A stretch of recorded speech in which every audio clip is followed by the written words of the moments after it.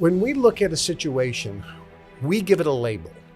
We say it's bad, it's adversity, it's traumatic, it's negative, or we say it's good.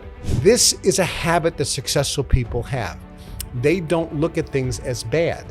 And if they do look at it as bad, oh, this is terrible news, they look at it as bad for a minute, and then they immediately start looking for the gold in it, looking for the seed of a greater benefit in it.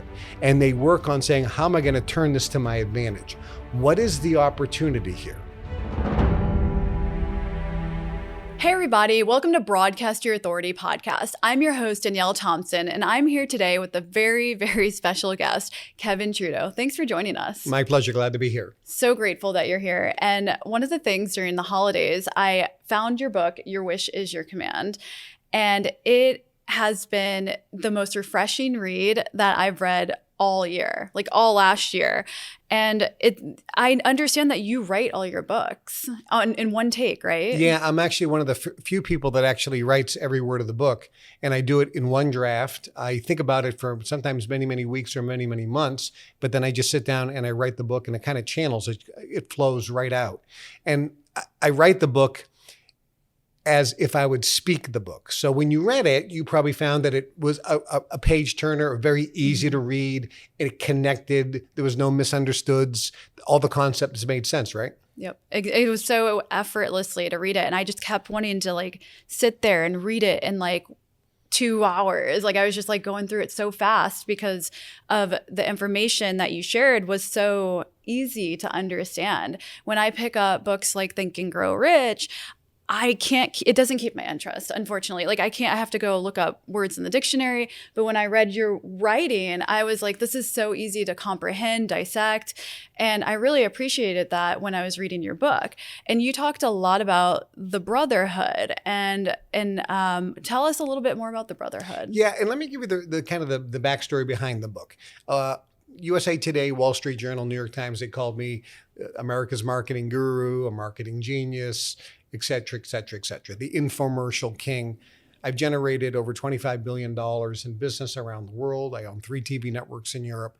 So I built real companies globally for many, many decades before I ever talked about to other people how to achieve success.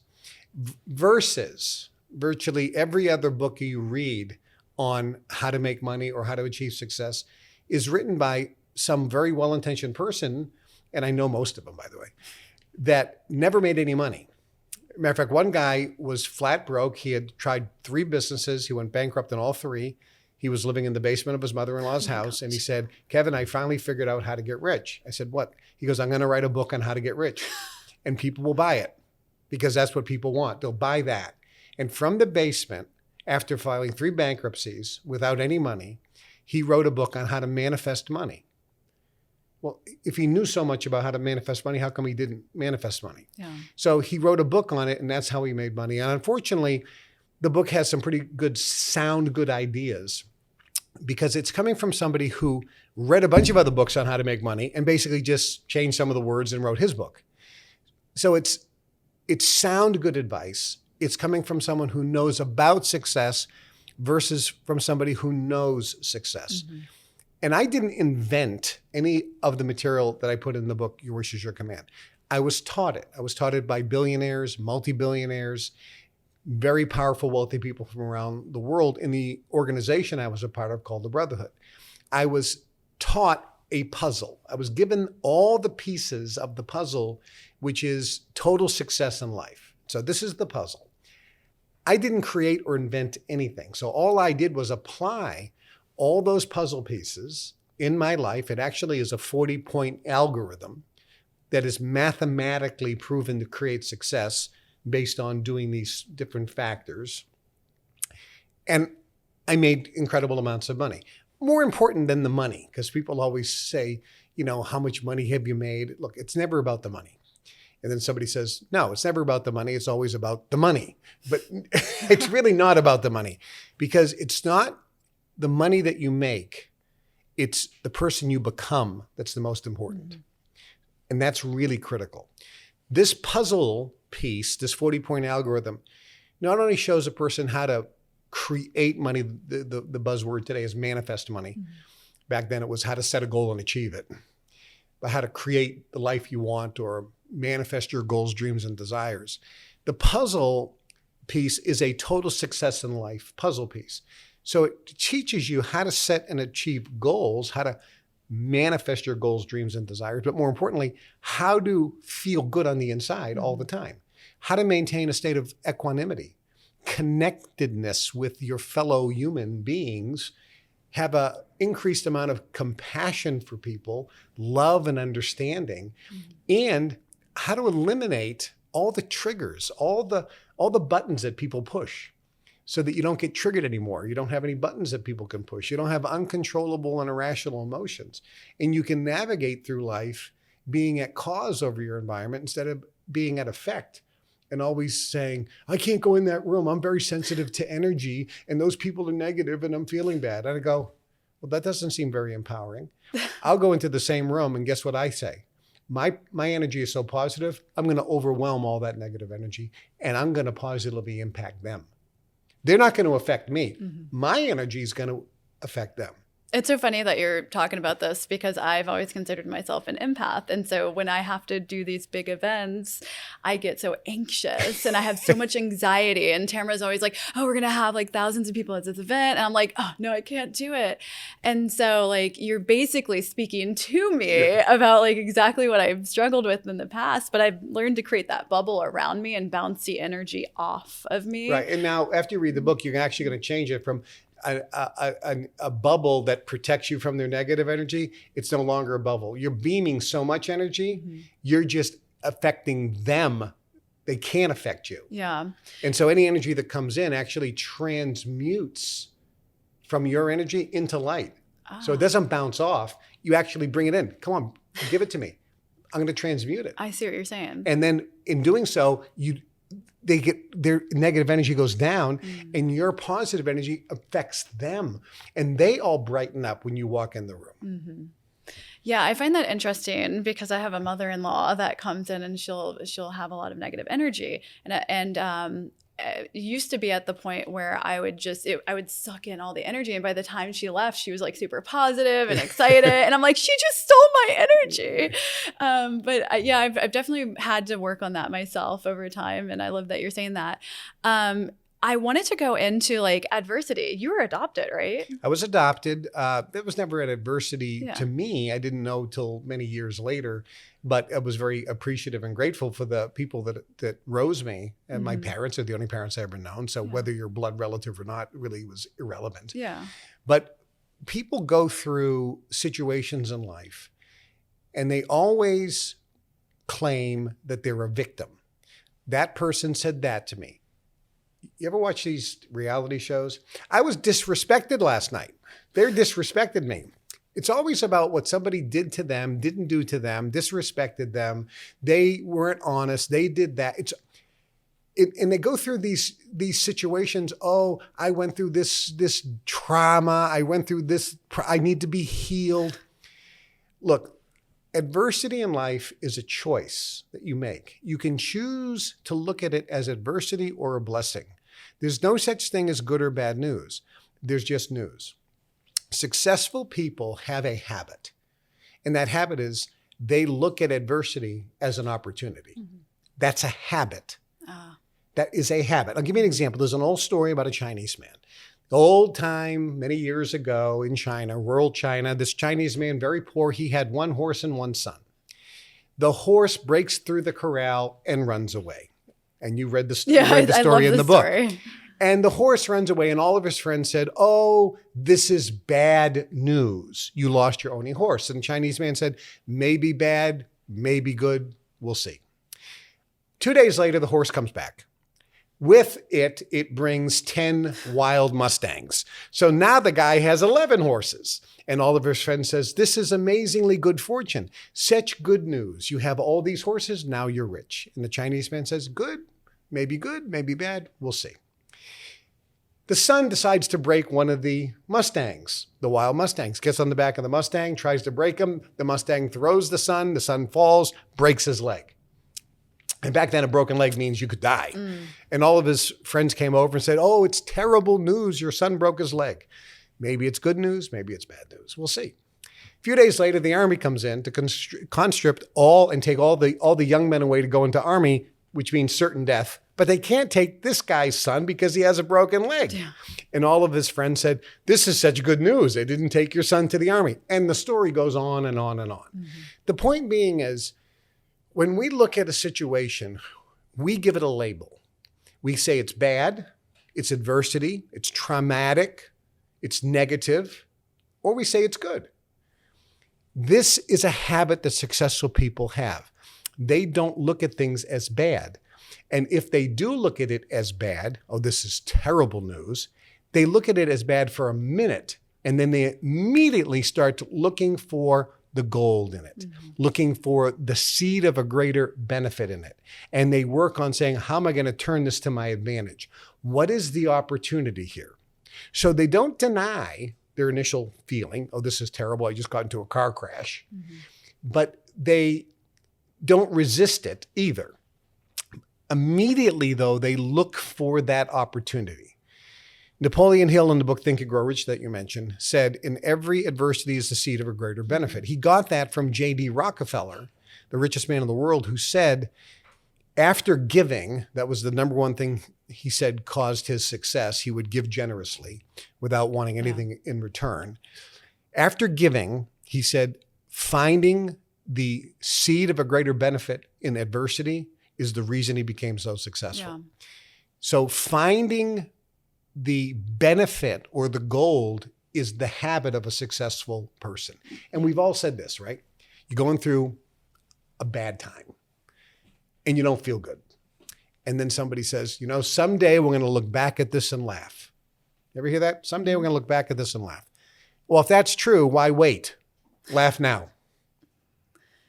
Yeah, I love that. I went, when I lived in Louisiana, I went through Hurricane Katrina. So our house flooded. I mean, I was a little bit outside of the city, so I only got maybe about this much water. It still ruined the house, but I was like super optimistic and I was like excited. We evacuated to Illinois. I was in Freeburg High School, got to make a bunch of new friends. They had the news crew come out and follow me and my sister around the school talking about Hurricane Katrina. And I was like so optimistic that they only aired me for like 30 seconds and they showed my sister because she was like really depressed. That's what they want. That's the news, right? Yeah. And that goes into the programming and everything. But I love what you're saying. And just like, how do you go about, like in business, for example, like we built our company from scratch to multi-millions. Like it's taken a lot of grit, resilience. And I'm grateful that I have Tamara as a partner because when I don't know the answer, she knows the answer and vice versa. But I told her recently, I feel like I've been so emotionally intelligent over the years, but I feel like I'm becoming harder because of the experiences that I've had. I don't want to lose my emotional intelligence and ability to be empathetic to other people's needs. And what would you say to that? Well, it depends on the situation, of course. In business, in order to stay in business, you have to make a profit. Yeah. So the number one reason a person is in business is to make a profit.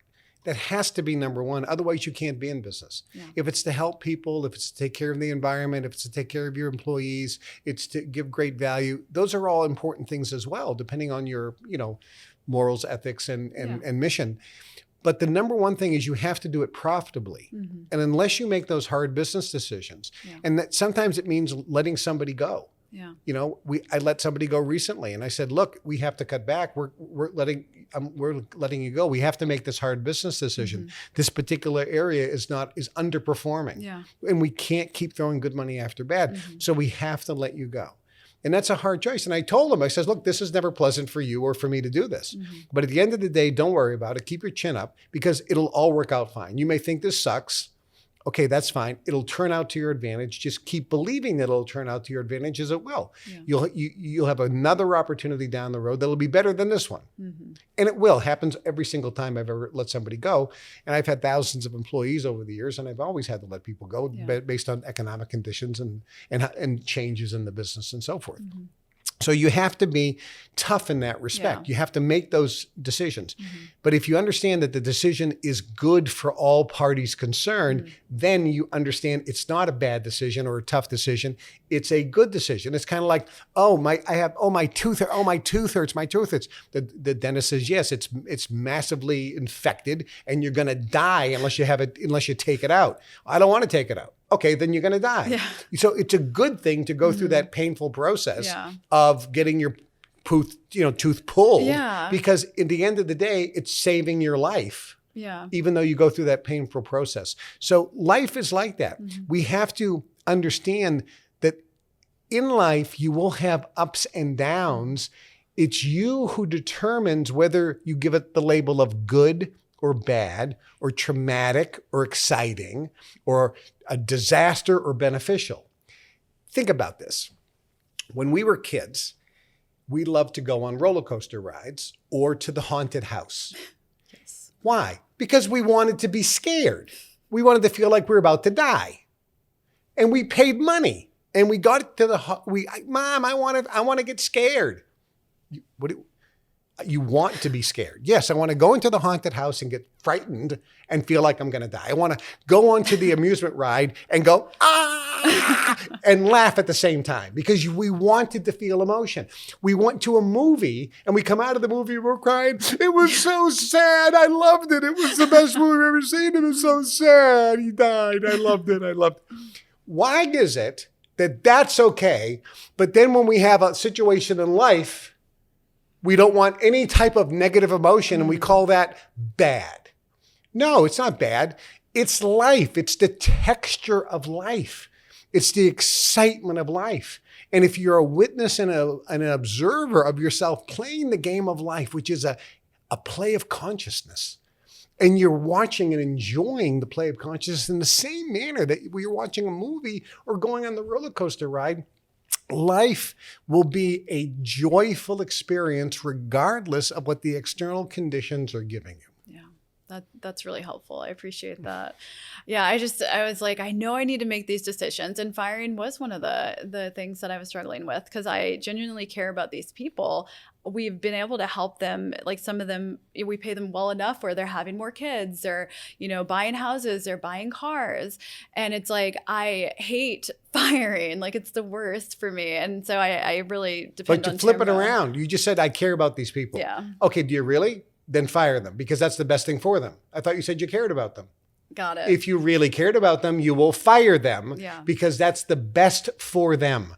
They will get pissed off. They will get mad. They will make a decision that they're going to get a better job and they're going to grow and be better and their life is going to be better because you made the decision to let them go. If you really cared about them, fire them. Yeah. That's super helpful. Yes. I appreciate that. So when you wrote the Natural Cures book, there is a lot of information in there that help people heal. And tell me a little bit more about that. Where did the controversial information come in with that book? Well, the book Natural Cures They Don't Want You to Know About came out in 2005. I have a new version coming out later this year, brand new. And when that book came out, no publisher would publish it. They said, you're not a doctor. It's too controversial. You're attacking the drug companies. You're attacking the Food and Drug Administration. You're attacking the mainstream media for being in collusion with hiding natural and non-drug and non-surgical ways to cure and prevent disease. You're trying to tell people that there are non-drug and non-surgical ways to cure, and that the government and the media and the drug companies are colluding together to hide that information. This is controversial. Mm-hmm. I go, it's not controversial, it's true. Mm. And today we know it's true. Back then, 20 years ago, that was controversial. Mm-hmm. Now we know it's blatantly true. We got a guy, RFK, hate him or like him.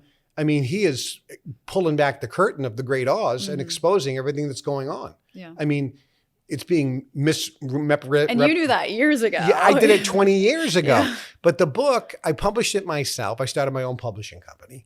It became #1 on the New York Times bestseller list for 26 weeks in a row. It sold 50 million copies. It was the #1 best-selling book in all of America the year it came out in hardcover, 600 pages. And I published it myself. It was the #1 selling book Walmart ever had. It was in Costco. It was everywhere. And it was a phenomenon. But exposed the fact that drug companies, pharmaceutical companies, are publicly traded corporations, which means the officers and directors have a fiduciary or legal responsibility to increase shareholder value, which means increase sales and profits. Yep. They do not have an obligation to cure people. They have an obligation to sell more drugs. They have an objective and a legal obligation to get more people taking more drugs every day for the rest of their life in order to increase shareholder value. So they have a conflict of interest. If the shareholders, if the officers and directors of the drug companies wanted to cure disease, that means healthy people don't buy drugs. They would actually be having a legal issue with the shareholders. They'd be breaking their fiduciary responsibility if they actually got people healthy where they didn't need their own product. I actually was sitting down in Sedona a few weeks ago with Dr. Beth Dupree, and she's a breast cancer surgeon. And now she's going more part-time into that because she's teaching her clients how to heal holistically and how to take care of their bodies better. And but I mean, there's like, do you ever worry? Well, I don't want to say this language. When you're giving information to the public that other people that don't want you to know, like, do you ever concern yourself with being a target? I was a target. When I came out with the book, Natural Cures They Don't Want You to Know About, I was targeted by everybody, the mainstream media, number one. I remember when I was on with Matt Lauer on the Today Show, NBC's Today Show. So I brought on, Katie Couric was there, and she was a fan. She had my book. I signed it for her. All the crew members, the cameramen and everything, they were all there. I signed books for everybody. All the audience, you know, they're outside of NBC. They were high-fiving me, and they had my book, and I'm signing books. Okay, everybody loved the book. So I went on the show with Matt Lauer, and he said, look, sell a lot of books. He said, but don't mention the drug companies. They're our biggest advertiser. Wow. So he asked me some question, whatever the first question was. And I said, Matt, that's not the question. The question is, why did you tell me 2 minutes ago over there not to talk about the drug companies because they're your biggest advertiser? That's what the whole book is about. It's about how you, the media, is suppressing the truth about non-drug and non-surgical ways to cure and prevent disease. You're hiding the truth from the American public. You're doing a disservice to the American public because there are non-drug and non-surgical, all natural ways to cure and prevent disease. And you and the media and the drug companies and the FDA don't want the American public to know about it because it could adversely affect the profits of those drug companies. He almost fell off the chair. He's like, oh my God. President of CNN called me right afterwards, said, you were on Larry King Live. We're canceling that because we can't trust you. Wow. He says, you won't play the game like everybody else. He says, I'm going to put you on with Paul Azan and we'll be able to edit the show. I says, trust me, you're not going to be able to edit anything because everything that comes out of my mouth is going to be the truth. They interviewed me for 5 hours to try to get an 18-minute segment edited. Oh my gosh. It was stunning. But what happened was the government sued me. They said that I was misrepresenting the facts in the book. And I said, excuse me, it's a First Amendment protected book. So you can't challenge me on that. So I won that suit. Then they sued me again. And they said, well, you violated a court order. The judge said you couldn't talk about your book on TV. I said, that's a First Amendment violation. The judge said, I'm not reading any of your briefs and I'm going to hold you in contempt of court. And he put me away in prison for 10 years for the non-crime of contempt of court. Plus they said, we're taking all of your assets. So I knew I was going to be a target, which was perfectly okay. And this is why when we talked about adversity earlier, I laugh at people at the little crap that they're going through. And it's like, you know, I'm having a good time. When they took everything away, it was like, good. Finally, I can clear the slates. I says, I can go on a vacation now for a few years. I can do yoga. I can meditate. I can play tennis. I can shoot pool. I can learn 3 languages. I can read. I can write my course, The Science of Personal Mastery. I can write the Your Wish Is Your Command book. I can enjoy. I can play bridge. I became a very good bridge player. I don't even know what that is. I said it's a card game. Bridge is a card game. I exercised all day long. I met amazing people from all walks of life, all religions, all races, all income levels, all IQ levels. It was fascinating to talk to all and connect with all these human beings who have these stories and their backgrounds, which are so unique, and how people develop based on where they live and the things that happen in their life. It was a fascinating time. So I looked at that as not adversity at all. I looked at it as a gift that the universe was giving me. The universe doesn't do things to you. It does things for you. If you take it for that. So when I went away, I took advantage of that time. And I knew that I'd come out at some point. And I'm thinking, even this is not adversity. Read the book by Viktor Frankl, Man's Search for Meaning. He was in a Nazi concentration camp. Wow. Okay, compare that to where I was. Stop whining and complaining. Stop crying. Start being grateful and thankful for where you're at and take advantage of the opportunities that's there. In every quote, adversity is the seed of a greater benefit. So I came out in the best shape of my life, learning foreign languages, totally relaxed. And I had a clean slate. I had a blank canvas. Now, when I came out, I could create the next phase of my life any way I wanted. It was wonderful. I was like, thank you for those 8.5 years in prison. It was fantastic. And when I was away, people who were there have come forward today and have said the same thing.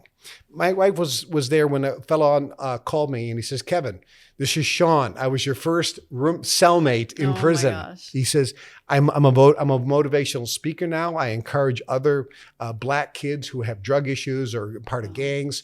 He was in prison for 25 years. And he goes, and it's all because of you. And the very first day you came in, you may not remember, but you came walking down the hall.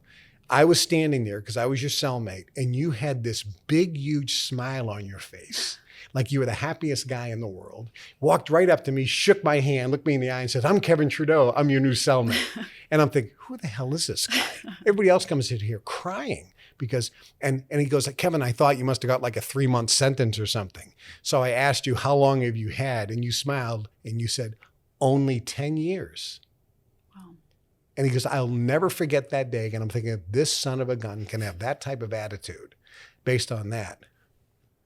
He goes, I can change my attitude too. So I started reading those positive thinking books you had. He goes, I, as you know, transferred a few months later into another facility to be closer to my family. He said, but I never forgot you. And then I got pardoned because I was putting out those good vibrations. He goes, I got not pardoned. My sentence got commuted under the new guidelines because he was on the old guidelines for the drugs. If he was sentenced today, he would have got 5 years. When he was sentenced back then, he got 25. So he got his sentence commuted after he transferred. He goes, and I'm convinced it was because of the energy and my attitude. He goes, and I went right home. I'm like, a miracle. He goes, so I hear those stories all the time. Attitude is probably one of the most important things. No, it is the most important thing in a person's life. If you get your attitude straight, the facts don't even count. Yeah. So Tamra, who is the co-founder of Broadcasting Authority, she actually had 5 DUIs and she ended up going to jail in her 20s. And so she went for 4 months. And so when she came out of it, I met her like years later, but she had said, when I worried about little issues, she was like, Danielle, that's not even a big deal. Like, it's not a big deal at all. And it's because you go through these experiences and you know, like, you are able to get through those obstacles, and then you just know to like troubleshoot. And there's so many different solutions to things out there. And I'm trying to get in my mindset, when I can't figure something out in the moment, I start brainstorming with her and we're like, okay, we got it. Like this, there's like, honestly, like we will look at solutions and we can get to the same destination in 2 different ways or 3 different ways. And she'll think the opposite. And I think, the other way. And we always solve it regardless. So I just think that it's like about constantly learning, growing. I think a lot of people stop learning in high school. Correct. They just don't want to learn anymore. When people look at obstacles, consider another word. Stepping stones. Ah, I like that. So is it an obstacle or is it a stepping stone? You know what? I liked when you said about cheat day. Like, don't call it a cheat day, call it a feast day. And I started saying, oh, I'm just having a feast day today. Exactly. Yeah. Because you're talking about in the book where words are so critical and somebody is on a diet and they go, oh, I have a cheat day. Oh, you're cheating. That means you're dishonest. You're cheating. Why are you going to use that word? Why do you say I'm cheating today? Why don't you say I'm feasting today? That's like a celebration. Yeah. It's festive. So, okay, I'm on my diet for a week or two, and then I'm thinking, okay, I'm weak. I'm going to break it. Change it. I'm not cheating. I'm feasting. It's a feast day. It's festive. Okay, then your attitude's completely different. It's like the guy who gets the food and he says, oh, I know I shouldn't eat this cake. Oh, no, I don't want it. Oh, boy. Oh, I just look at food and I gain weight. All right, I'll have some. Oh, I know I shouldn't be eating this. This is going to put 10 pounds on. Well, of course it is, because you're programming yourself. The other guy says, yeah, I'll take a piece of cake. That looks delicious. You know, the great thing about me, I can eat anything. I don't even gain any weight. And I just, how are you talking? These are little details. There's that 40-point algorithm I talked about. And each of the pieces are pieces of a puzzle that create the life you want. But we live unconsciously. We have these habits. We say things out of habit. We do things out of habit. We think thoughts out of habit. And then we wonder why our life is never changing. If you want things in your life to change, you're going to have to change things in your life. Yeah. And you have to make a decision. Success is just a decision away. Wow. That's incredible. Is there anything that you want the public to know that you haven't even talked about on camera before? Well, I've talked about recently a lot of things on camera because I've been doing a lot of interviews. Yeah. But, you know, some of the things that shocks people, because one question that comes up a lot is, Kevin, there's all these success books out there. You claim they're written by people that have never achieved success. They made all their money selling books on success, which is true. So they don't really know success. They know about it. That's true. That they just learned what they wrote about by reading other people's books and they just kind of regurgitated it. Well, that's true. Or they just made it up. And that's true too, because they're always like, oh, I came up with this new discovery. My book is different. I didn't discover anything. I don't have a new discovery next week. I have the entire puzzle piece. The puzzle's already made. So is there anything that is part of that algorithm that's not discussed in any of these other books for success? Yeah, there's a few. Number one, if you ask somebody, what is the formula or the recipe to manifest your goals, dreams, and desire? Is there a recipe? You've read all these books on You've read Think and Grow Rich, Ask and It Is Given, The Power of Positive Thinking, The Magic of Believing. Those are older books. People don't even know what they are now. You've read The Secret. Okay. What is the formula? Nobody can even tell you. It's like you've read 25 books. You can't even tell me the recipe? Okay, well, I'll tell you what the recipe is in all those books. Even though they don't even tell you. You have to kind of piece it together. It's number one, Napoleon Hill said it, define your dream and get a burning desire for its achievement. That's what he said the recipe is, okay?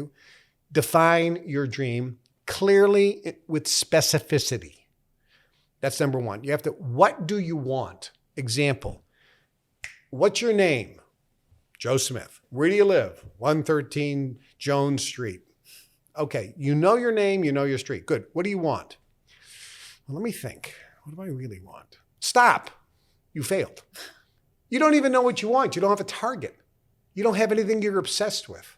How could you have a burning desire for something you don't even know what it is? You don't have a specific quantifiable target. So number one, you have to know exactly what you want with specificity. And 99% of the people who read all these success books never actually know that, and they don't have it written down. Mm-hmm. So you have to know what you want, and you have to have it written down with specificity. And blue ink. White paper, blue ink, ideally. There's a whole science behind it. Number two, you have to see yourself in possession of what you want. A mental image picture. This is critical because your mind thinks in pictures. Don't think of a cat. The first thing that pops up is not the word cat. You don't see C-A-T. It's a picture of a cat. We think in pictures. How do we know this?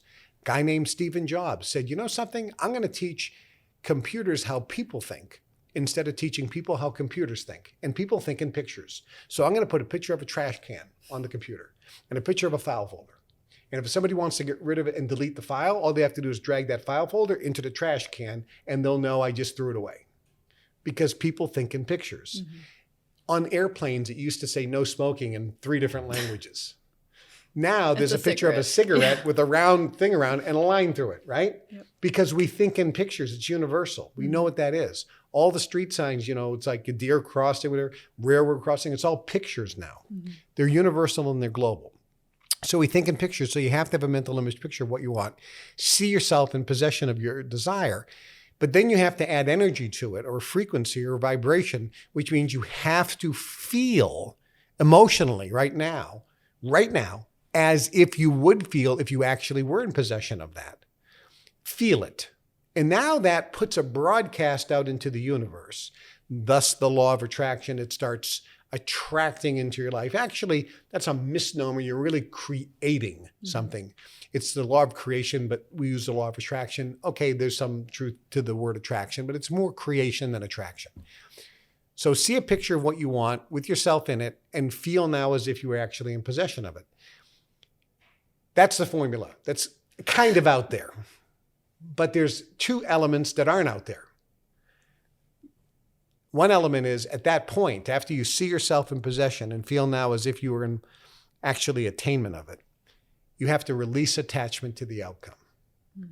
Because anytime you feel that you have something, there's an underlying subconscious vibration, which is fear of losing it.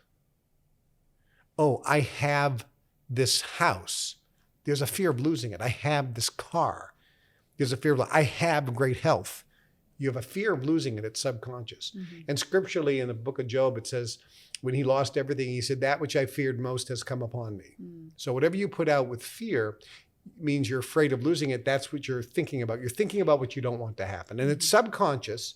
You don't notice it, but it's always there if you feel you have something versus if you feel you're experiencing something. There's a big difference.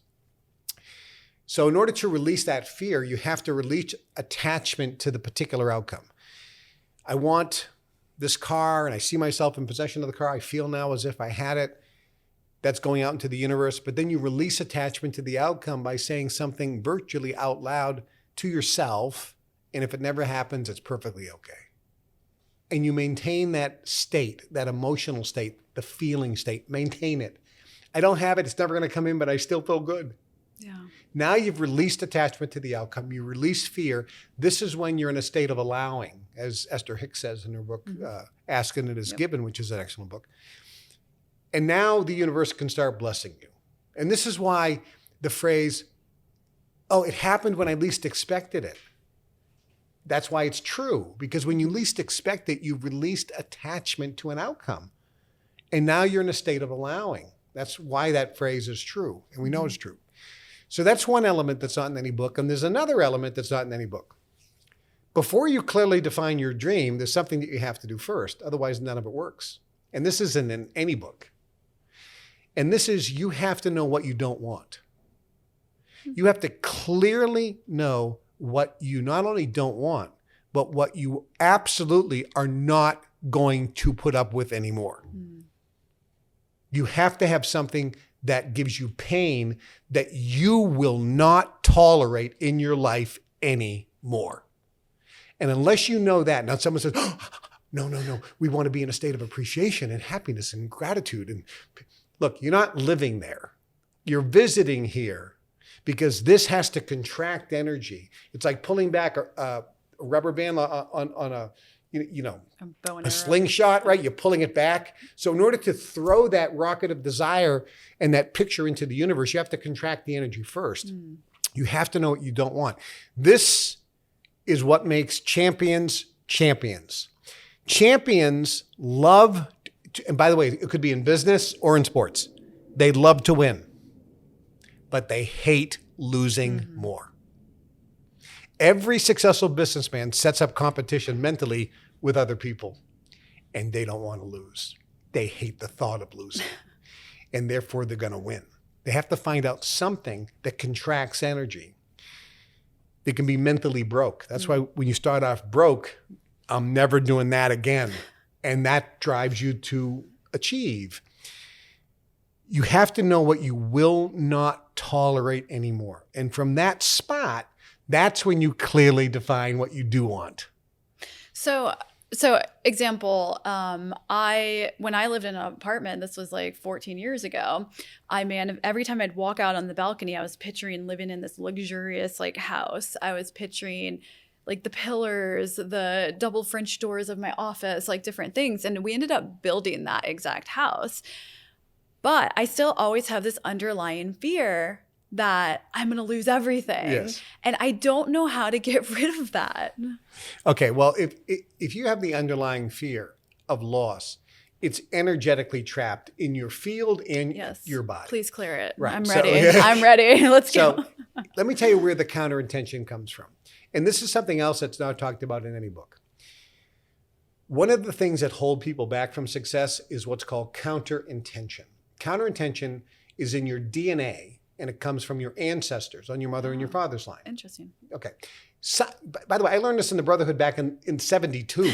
So we knew this. We didn't have the scientific documentation. 6 months ago, big research at major universities, trauma in your ancestors is found in your DNA as far back as 7 generations. Wow. So we know it. And we're not talking just trauma, but a postulate or belief. If you had somebody in your ancestors that almost drowned and they have this fear of water, that fear of water is in your DNA. Oh my goodness. And then the moment you're born, all of a sudden, nobody can understand why you're afraid of taking a bath, why you're afraid of the ocean, why you're afraid of the swimming pool.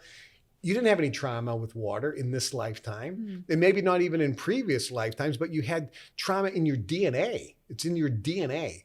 So you have to clear it out of your DNA first. That's where the counterintention, when it comes to money, it's like, oh, I have this fear of losing money. It could be in your DNA. So we have to clear it out there. And the second one is in your memories, either this lifetime or previous, where you go back and you find a particular incident where there's trauma there and you made a postulate, a decision, and you have some encapsulated energy. In the East, it's called a samskara, which is energetic imprint. And if you're an energy worker, you can see it. Like I can look and you can see it, okay? Mm-hmm. And then in order to have it vanish or dissipate or transmute, sometimes we like to use the word clear, what happens is it holds a frequency. So if I can see it and I can match it with a frequency, and then it shatters. In the same way that a crystal glass holds a frequency, because crystal vibrates noticeably, a rock vibrates too, but a crystal definitely vibrates. And the opera singer hits the opera note, and then the crystal goblet shatters, right? Same thing. So the samskara can be shattered, and there's multiple ways to do it. But one way is when a person sees it and matches that frequency and then hits it, and then the fear of losing what you have goes away. Another way is simply acknowledging it. And so here's the procedure that anybody can do at home, and you too. Number one, you don't deny what the feeling is, but you acknowledge it. You can't deny it. Because you're regulating your emotion. You have to acknowledge it. Most people deny. So, I'm a positive thinker, so I'm going to reframe it. Okay, you don't deny it. If you feel bad, instantly acknowledge it. Don't deny it. Yeah. We're going to transmute it in a second. You don't live there. But you have to acknowledge it. Don't deny it. Number two, welcome it. Don't resist it. Most people resist it. What you resist persists. So you have to allow the monster to come out of the cave. So you welcome it, because that's the only way you can slay him, right? So you have to allow and not resist, but you're not living there either. And that's when you allow it to transmute, because instead of resisting, you're no longer reacting to it, you're responding to it. And you're virtually allowing this karma to burn off by looking at it and responding with a positive. Now, this is when you start using your decision-making and positive spin and looking for the gold in it and allowing it to enter your field of love and light and transmute. I love that. And so you have to allow it to pass through you. And that's when it transmutes, and that's when you become free of it. Well, Kevin, thanks for being here today. Tell everybody how they can find you online.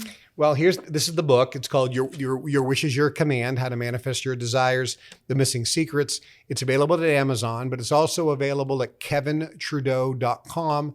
And everything that I have to offer, whether it's one-on-one coaching and counseling, workshops, as well as the book, is available at KevinTrudeau.com. And I do recommend, if you're interested in manifesting or creating the life you want, consider getting this book. I think it is something that's really going to give you some valuable data and information that really isn't available anywhere else. Well, thanks for coming. I'm so grateful to even be sitting here with you today. Everybody, thanks for tuning in to Broadcast Your Authority. Please go ahead and subscribe and click the like button, and we'll see you next time.